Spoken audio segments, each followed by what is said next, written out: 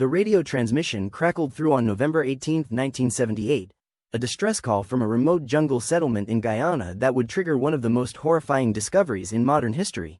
Please help us. They're killing people here. They're killing the congressman. The voice belonged to someone at the Jonestown agricultural commune, the utopian settlement established by People's Temple leader Jim Jones, where nearly 1,000 Americans had relocated seeking a socialist paradise free from racism and capitalist oppression. Within hours, Guyanese troops would arrive at the compound to find 918 bodies arranged in neat rows and scattered family clusters, adults and children lying face down in the tropical heat. A mass death so vast that aerial photographs showed the settlement's central pavilion surrounded by concentric circles of corpses like some grotesque mandala of mortality. The official narrative would call it mass suicide, the largest such event in modern history. Followers who willingly drank cyanide-laced fruit punch in revolutionary act of protest against a corrupt world. But the evidence told a darker story, of murder disguised as suicide, of children forcibly poisoned, of adults executed when they refused to drink, of a charismatic religious leader who transformed from social activist into paranoid dictator and orchestrated the murder of nearly everyone who'd trusted him. This is the story of Jonestown, the People's Temple agricultural project that began as idealistic experiment in communal living and ended as killing field where parents murdered their own children on command, where dissent was silenced by armed guards, where revolutionary suicide became the final solution to a leader's psychological breakdown. It's about Jim Jones, the charismatic preacher who built a following by championing racial equality and social justice in 1960s Indiana and California, who attracted thousands of followers through faith-healing performances and progressive political activism, who cultivated relationships with politicians including future San Francisco Mayor George Moscone and future First Lady Rosalind Carter, and who slowly revealed himself as megalomaniacal sociopath who demanded absolute loyalty and punished questioning with public humiliation and physical abuse. About the nearly 1,000 people who followed him to Guyana in 1977, believing they were building a socialist paradise but discovering they joined a prison camp where armed guards prevented escape, where mandatory 16-hour workdays left people too exhausted to resist, where Jones's increasingly unhinged sermons predicted imminent attack by CIA and fascist forces that would torture and murder them all unless they chose revolutionary suicide on their own terms. About the concerned relatives who formed the Concerned Relatives Group, who contacted Congressman Leo Ryan and convinced him to visit Jonestown to investigate abuse allegations, whose presence triggered Jones's final paranoid break. About November 18, 1978, when Ryan and his delegation attempted to leave with 14 People's Temple defectors, when Jones ordered the assassination of a sitting U.S. congressman at the Port Kaituma airstrip, when he then gathered his followers and initiated the White Knight protocol they'd rehearsed dozens of times, except this time the poison was real. And about the survivors, the handful who escaped into the jungle, who hid while their families died, who carry the trauma of knowing they lived while 918 others were murdered in the largest single loss of American civilian life in a deliberate act until September 11, 2001. Jim Jones's path to Jonestown began in 1950s Indiana, where he founded People's Temple as interracial congregation focused on social justice and racial equality, revolutionary positions in a segregated society that attracted both genuine idealists and those seeking belonging and purpose. Jones was a gifted orator who could preach for hours without notes, who understood how to manipulate emotions through combination of religious fervor and political rhetoric, who created a sense of family and mission that gave marginalized people, particularly poor African Americans, dignity and community they'd been denied elsewhere. He staged elaborate faith-healing demonstrations where congregation members were miraculously cured of cancer and paralysis, performances that were later revealed as complete fraud involving planted patients and concealed earpieces feeding Jones information, but which convinced thousands that he possessed divine power. The fraud was central to Jones's operation from the beginning, the willingness to lie elaborately and systematically to maintain authority and extract devotion, a pattern that would escalate from fake healings to fake nuclear war drills to real mass murder. As People's Temple grew and relocated to California in the mid-1960s, Jones cultivated political power by delivering votes and volunteers to progressive candidates, making him influential in San Francisco politics despite leading what was increasingly becoming a cult rather than a church. The move to Guyana in 1977 was presented to followers as escape from American persecution and racism, opportunity to build true socialist community free from capitalist corruption, but it was also Jones's response to growing scrutiny from journalists and defectors who were exposing the abuse and financial exploitation occurring within People's Temple. New West magazine was preparing an exposé detailing beatings, forced labor, and financial fraud. Several former members had defected and were describing conditions that suggested cult rather than church. Jones needed to remove his followers from this scrutiny, to isolate them completely, to create an environment where his control was absolute and escape was nearly impossible. The Guyanese government, eager for agricultural development and foreign currency, granted People's Temple a lease on 3,800 acres of jungle in the country's northwest, remote location accessible only by small plane or boat and day's journey from the capital Georgetown. Jones convinced nearly 1,000 followers to relocate, telling them they were pioneers building a model community, that the jungle would be paradise, that they were escaping the coming race war and nuclear holocaust he prophesied was imminent in America. The reality of Jonestown was brutal physical labor in tropical heat, inadequate food and medical care, constant surveillance, and psychological abuse designed to break individual will and enforce absolute obedience to Father, as Jones demanded to be called. Residents worked in the fields from dawn to dusk in temperatures exceeding 90 degrees Fahrenheit with humidity that made the air feel like breathing water, clearing jungle and planting crops that never produced sufficient food to feed the population, leaving people malnourished and dependent on rice and gravy that was their primary meal. The settlement's actual productivity was far below what Jones claimed in reports to Guyanese authorities and in the upbeat letters he forced followers to send to relatives in America describing Jonestown as paradise. The letters were lies, dictated by Jones or censored by his inner circle, designed to prevent families from investigating or attempting to extract their relatives. Any attempt to leave was met with threats of violence, actual violence, or psychological manipulation where Jones would gather the entire community to publicly shame the would-be defector, accusing them of betrayal, turning their own family members against them until they recanted and pledged renewed loyalty. Armed guards patrolled the perimeter, though Jones claimed they were protecting against external threats rather than preventing escape. Residents had no access to money, no transportation, no means of communication with the outside world except letters that were monitored and censored. The psychological control mechanisms Jones employed were sophisticated and multi-layered, designed to create dependence, eliminate critical thinking, and make resistance psychologically impossible for most followers. Constant sleep deprivation. Residents were woken at dawn for labor and kept awake until late night for mandatory meetings where Jones would preach for hours about loyalty and revolutionary commitment, impaired cognitive function and made people too exhausted to organize resistance. Public confession sessions where people were forced to describe their crimes against the collective and accept punishment ranging from humiliation to physical beating created culture of fear where everyone knew that questioning Jones meant becoming the next target. Children were removed from parents and raised collectively in dormitories, both to implement Jones's ideology about communal child rearing and to create leverage where parents wouldn't risk escape attempts that would leave their children behind. Sexual humiliation was routine. Jones conducted public counseling sessions where people's sexual histories and desires were exposed and ridiculed, where heterosexual members were forced to question their sexuality, where Jones himself claimed to be the only true heterosexual and everyone else was latently homosexual and needed him to guide their sexual expression. This combination of exhaustion, fear, humiliation, and separation from loved ones created psychological state where resistance felt impossible and obedience became the path of least suffering. The White Nights were rehearsals for mass suicide that Jones initiated periodically as test of loyalty and mechanism to acclimate followers to the idea that death might be required if external enemies attacked the commune.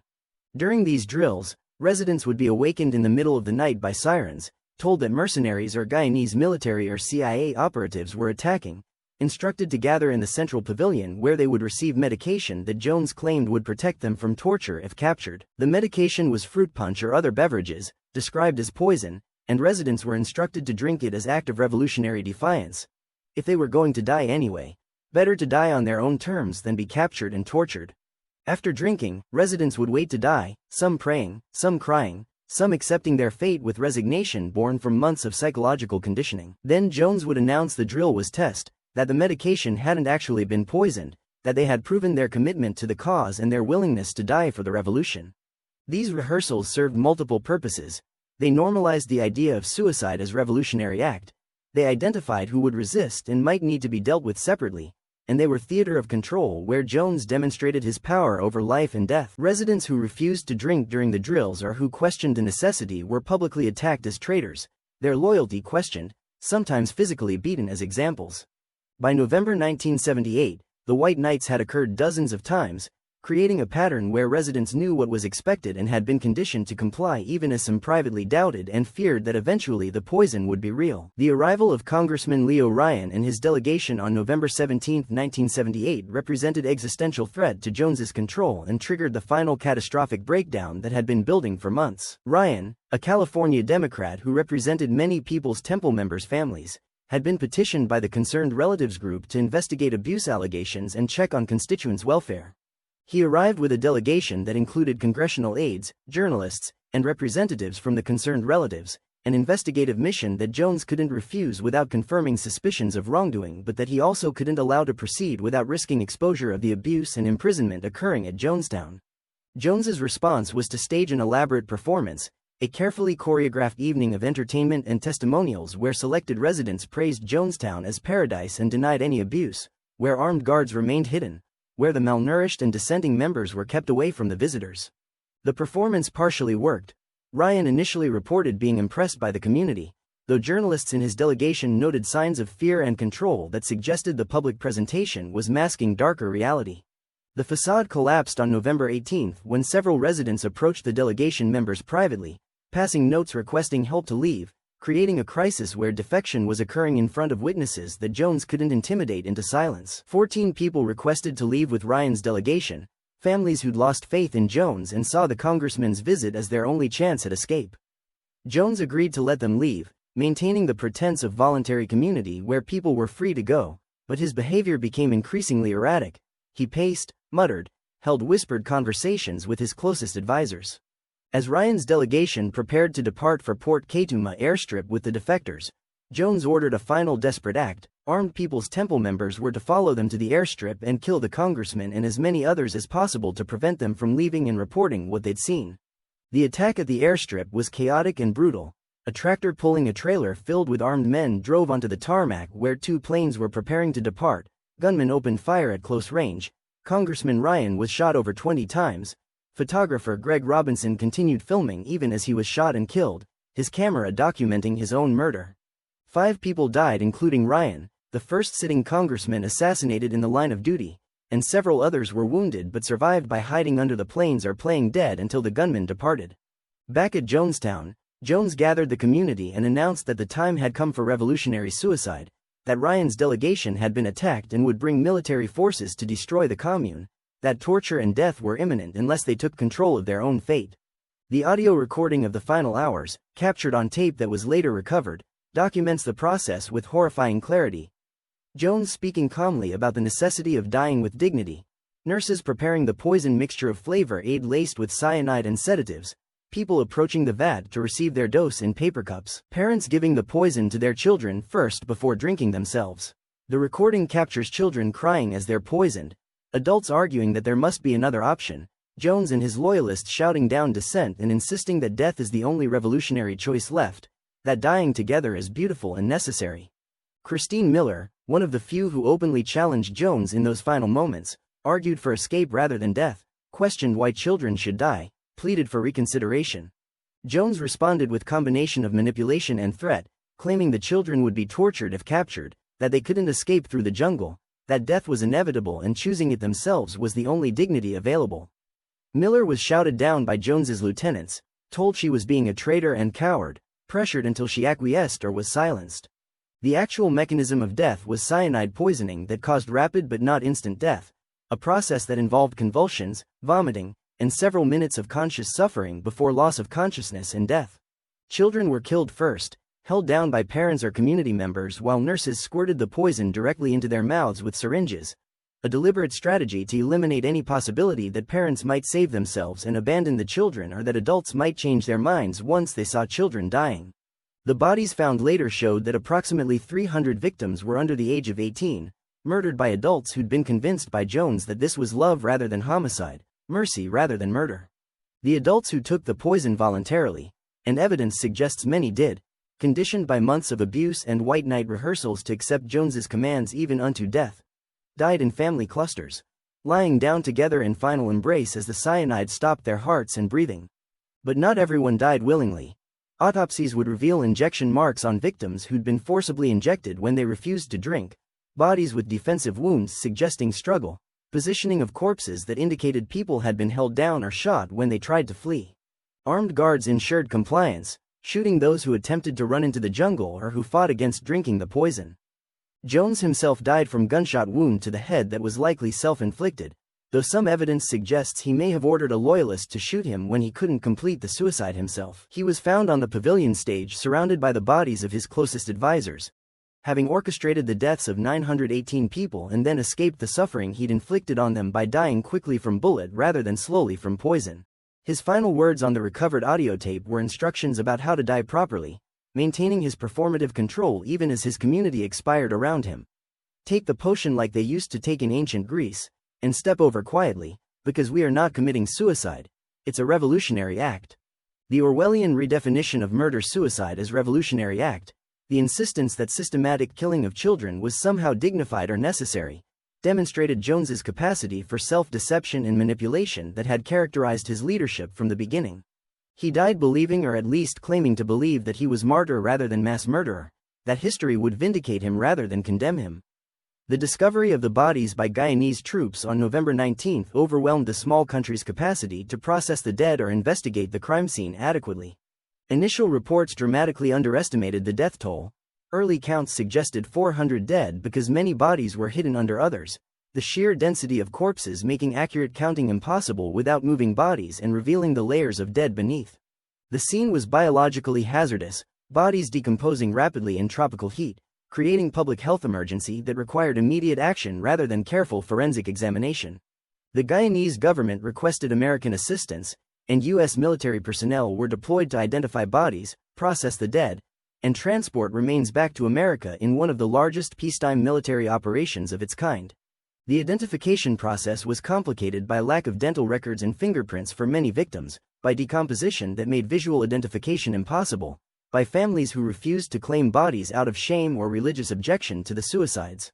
Nearly a third of the bodies were never positively identified, buried in mass grave at Evergreen Cemetery in Oakland, California under simple memorial that lists only the dates and location of death.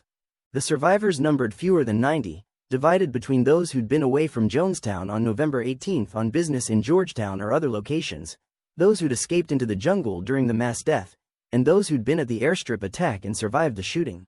Their stories provided crucial evidence about conditions at Jonestown and the events of the final day, but they also revealed the profound psychological damage inflicted by membership in People's Temple and survival of the massacre. Deborah Layton, who'd defected months before the massacre and whose affidavit warning about mass suicide potential had been dismissed by U.S. officials, spent decades processing survivor guilt and trauma. Tim Carter, who lost his wife and infant son in the massacre, became advocate for understanding rather than demonizing Jonestown victims, arguing that his family weren't crazy cultists but good people who'd been systematically deceived and abused by a skilled manipulator. Leslie Wagner Wilson, one of the few who fled into the jungle during the poisoning, described hearing the screams and gunshots as people died, hiding for hours terrified that Jones's guards would find and kill her, finally emerging when the sounds stopped to discover everyone she knew was dead. The media coverage of Jonestown created enduring but often inaccurate cultural memory of the event, focusing on the sensational aspects, the mass suicide, the cool aid, actually Flavor Aid, the bizarre religious cult, while often missing the deeper story about how social justice movement had been corrupted, how charismatic leader had exploited people's idealism, how warning signs had been ignored by authorities who should have intervened earlier.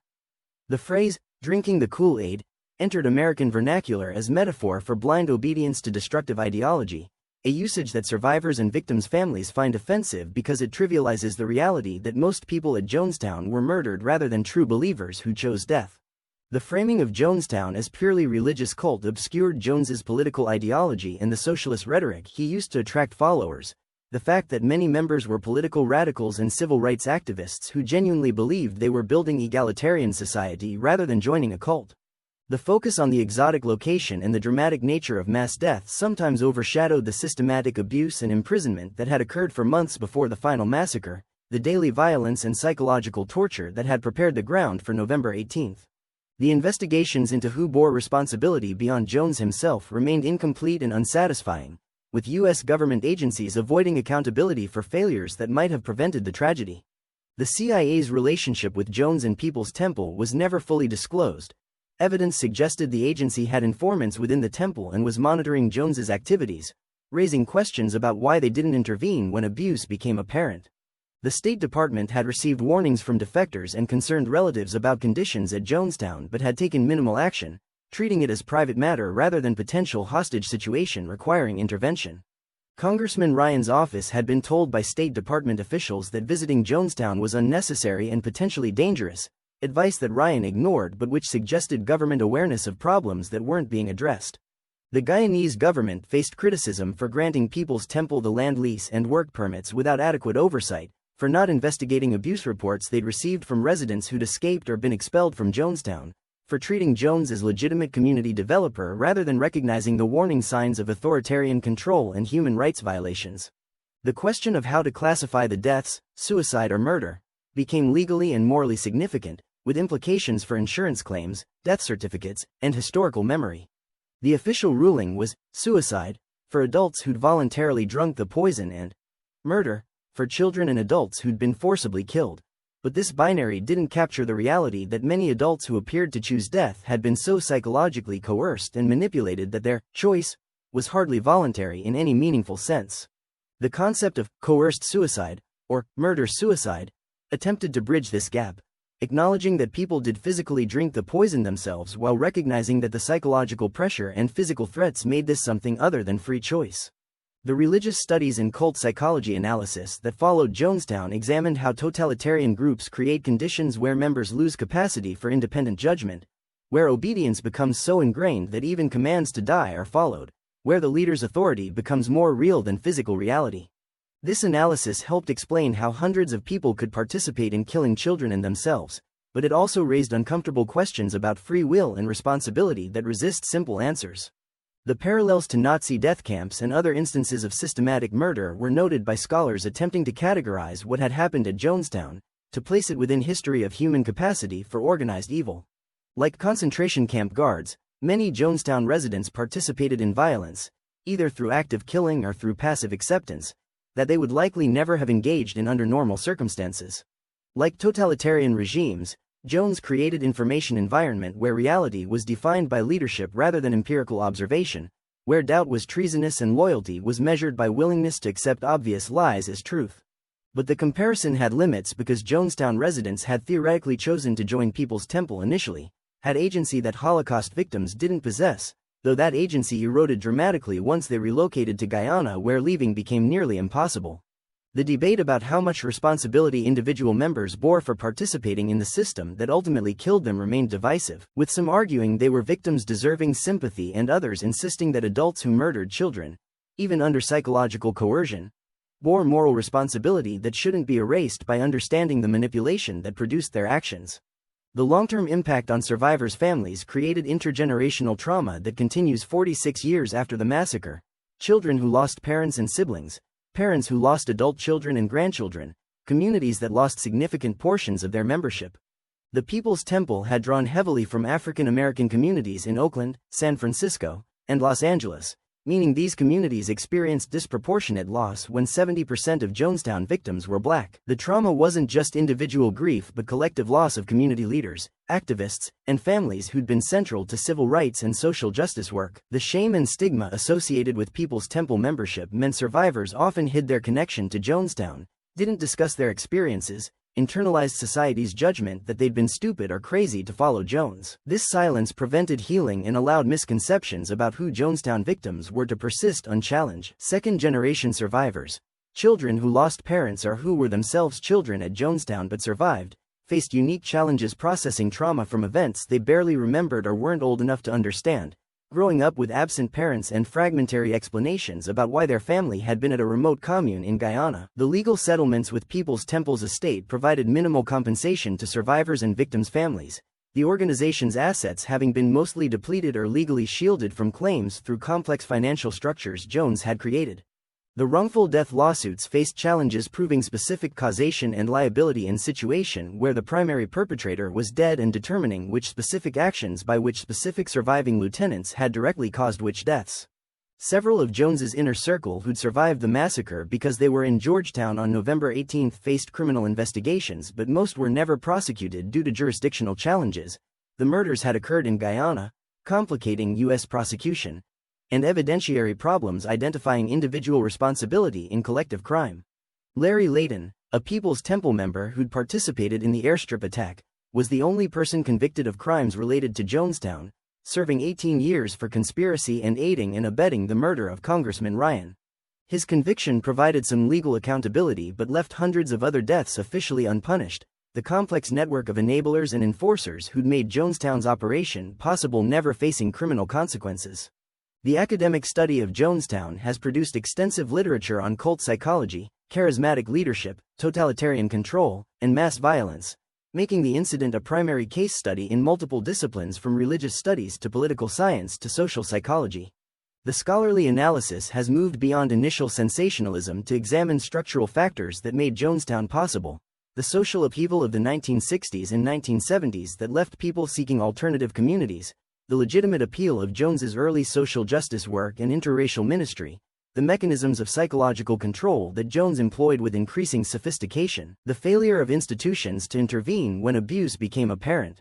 This research has practical applications for identifying and intervening in similar high control groups before they reach Jonestown-level tragedy, for understanding how ordinary people become complicit in extraordinary evil, for recognizing warning signs that distinguish healthy, intentional communities from dangerous cults. The challenge is that many warning signs, charismatic leadership, us versus them ideology, demanding high commitment, are also present in legitimate religious and political movements, making it difficult to identify the line between devoted community and dangerous cult until that line has already been crossed. The memorial services and commemorations that occur annually on November 18th serve dual purposes of honoring the victims and warning against the conditions that created the tragedy, with survivors and families insisting that the dead be remembered as people, with names and histories in value, rather than as statistics or cautionary tale. The Jonestown Memorial at Evergreen Cemetery in Oakland holds the remains of over 400 victims and has become site for annual gathering where survivors, family members, and researchers come to pay respects and share memories. The memorial plaque lists some names but notes that many victims remain unidentified, that the physical evidence of their existence was destroyed by decomposition and the chaotic mass processing of bodies that prevented proper forensic examination. The commemorations emphasize the victims' humanity, resist the tendency to view them as naive cultists who got what they deserved, insist on recognizing that most were murdered rather than suicides, that children especially deserve to be remembered as innocent victims rather than participants in their own deaths. The question that haunts everyone who studies Jonestown is whether it could happen again, whether the specific conditions that created this tragedy were unique to the 1970s or whether similar dynamics could produce similar results in different contexts. The optimistic view is that increased awareness of cult warning signs, better legal mechanisms for intervention, and cultural memory of Jonestown itself make repetition unlikely because people are more vigilant and authorities are more willing to act on reports of abuse.